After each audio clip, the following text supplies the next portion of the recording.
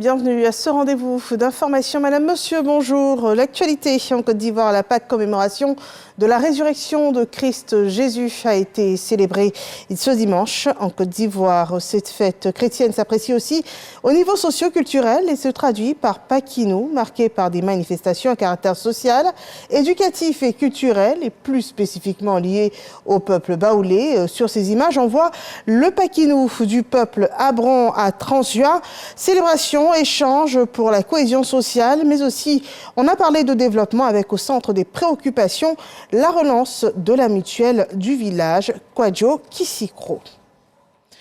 Autre actualité, dans le cadre de la lutte contre l'insécurité alimentaire dans notre pays, l'Organisation des Nations Unies pour l'alimentation et l'agriculture met à la disposition de la Côte d'Ivoire le cadre de programmation pays, dit CPP 2023-2025. C'est un outil de planification, de dialogue, d'aide à la décision, mais aussi à la mobilisation des ressources. Il a établi 3 domaines prioritaires afin de guider le partenariat entre la FAO et la Côte d'Ivoire. Et nous venons à cet événement qui s'est tenu la semaine dernière. Il s'agit de la semaine canadienne qui a eu lieu en Côte d'Ivoire. À cette occasion, des opérateurs économiques ivoiriens ont eu l'opportunité d'échanger avec leurs homologues canadiens et des cabinets canadiens d'accompagnement d'entreprises. Un événement qui s'est déroulé autour du thème « Promouvoir la coopération bilatérale et économique entre le Canada et la Côte d'Ivoire ». Développement avec Christ-Ephraim Diomondé et Jean-Marc Djedji. Soutenir les entreprises canadiennes et africaines qui souhaitent explorer de nouveaux marchés. Établir des partenariats durables à travers une plateforme de rencontres et de réseautage. Voici l'objectif du promoteur Patrick Tompa Ilunga, canado-congolais. C'est une mission économique où est-ce que nous faisons venir des entrepreneurs, des entreprises canadiennes pour pouvoir venir réseauter avec les entrepreneurs ivoiriens pour créer des relations d'affaires entre justement ces entrepreneurs-là et voir les relations économiques bilatérales entre les deux pays se renforcer davantage.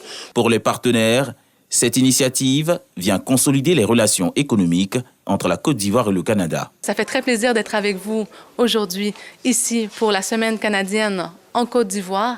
Et on va mettre notre réseau à votre disposition pour qu'on puisse aller de l'avant avec les relations bilatérales entre la Côte d'Ivoire et le Canada. Au sorti des échanges, le tourisme, l'hôtellerie et la culture sont les secteurs d'activité les plus prisés par les investisseurs canadiens.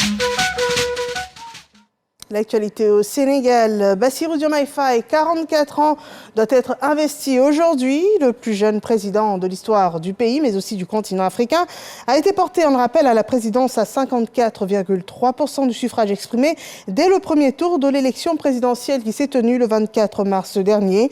La passation des pouvoirs entre le président sortant Macky Sall et lui aura lieu ensuite au palais présidentiel à Dakar. Le 5e président du Sénégal a prévu de s'attaquer en priorité au coût de la vie, à la corruption, mais aussi à la réconciliation nationale.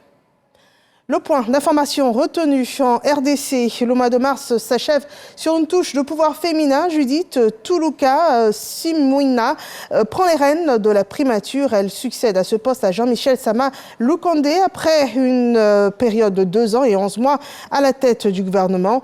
La nouvelle première ministre était précédemment ministre du Plan au sein du gouvernement dans la 2e équipe gouvernementale de Sama Loukondé. Elle était l'une des 3 femmes à occuper un poste au sein de cette administration. Et puis la France a transmis hier lundi au Conseil de sécurité des Nations Unies un projet de résolution destiné à trouver des moyens potentiels de mettre en œuvre la surveillance d'une trêve de la bande de Gaza et des propositions aussi pour aider l'autorité palestinienne basée en Cisjordanie à assumer des responsabilités pour être adopté.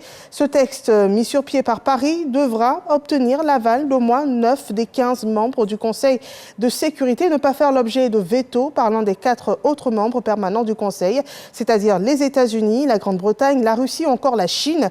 Ce projet de résolution appelle à un cessez-le-feu immédiat entre Israël et le Hamas palestinien dans la bande de Gaza, mais aussi réclame la libération de tous les otages encore détenus dans cette enclave. Voilà qui met un terme à cette édition d'information. Merci de nous avoir suivis. Je vous retrouve à 13h pour le journal de la mi-journée. Au revoir.